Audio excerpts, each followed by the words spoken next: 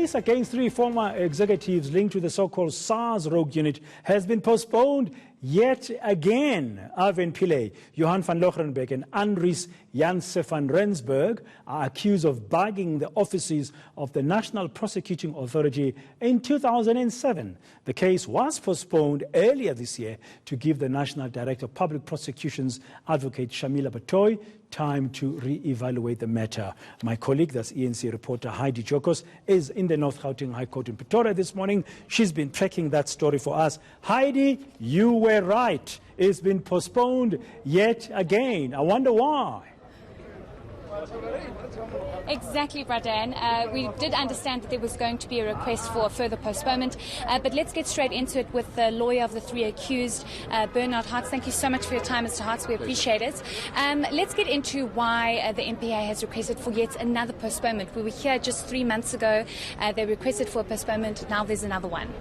The reason for this postponement is to enable them to have sufficient time to properly consider the very detailed representations that have been delivered to them to reconsider instituting the prosecution in the first place. In addition to that, when we were in court the last time, you would have heard that we are still awaiting replies to requests for further particulars. We're still awaiting the missing evidence from the docket.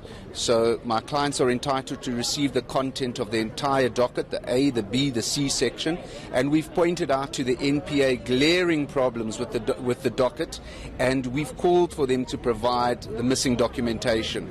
That documentation has yet to be provided.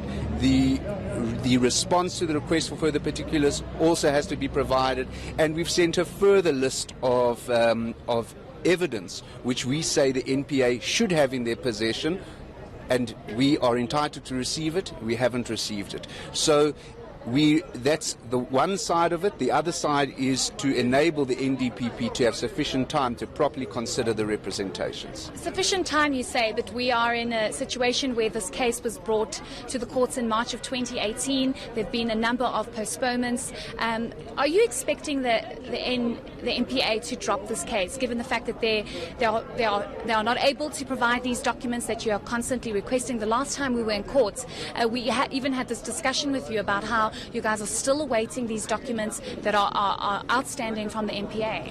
Without being prescriptive, I believe that once the NDPP has had an opportunity to properly consider the in excess of 4,000 pages that we've delivered to their office, they ought to realize that we are correct when we said right from the beginning that this matter should never, ever have been prosecuted at the outset. Your clients here are out on warning.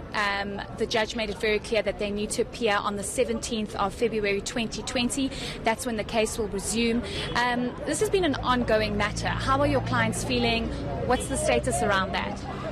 You can just imagine the psychological trauma that my clients are going through, especially when one reads, and obviously you don't have the benefit of reading what's contained in the representations, but if one has regard to 3 individuals who have been put through the most intolerable, inhumane circumstances simply because they were heading what was then rated as the best in the world revenue collection agency, and look at where we are now.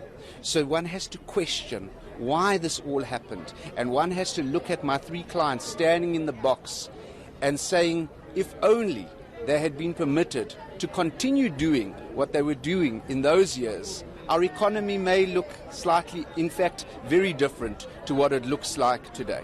Mr. Hartz, just one last question. Are you confident that the representations that you've made to the courts will clear your 3 clients? Because these are serious allegations made against them, bugging the NPA and now the dismantled Scorpio's office. Are you confident about your case? We're very confident that what's contained in the representations don't only set out what's happened to my clients, but in fact, when one looks at the representations, it sets out the genesis of what we know as state capture and how my clients have been a victim of state capture and part of the destruction of SARS as the top revenue collection agency in the world. Great. Great. Thank you so much for your time, Mr. Hotz. We'll see you on the 17th of February. Thank you so much for your time. That was the 3 accused lawyer, Bernard Hotz, just speaking to us about this postponement that has been granted by Judge Baum, specifically about, the MPA needing more time to reevaluate the case, but also very important that these documents that Bernard Hotz is requesting are still outstanding from the MPA, which is very crucial for this case to go forward. Thank you very much, Heidi Jokos, at the North Gauteng High Court in Pretoria. That case is going to be back in court on the 17th of February.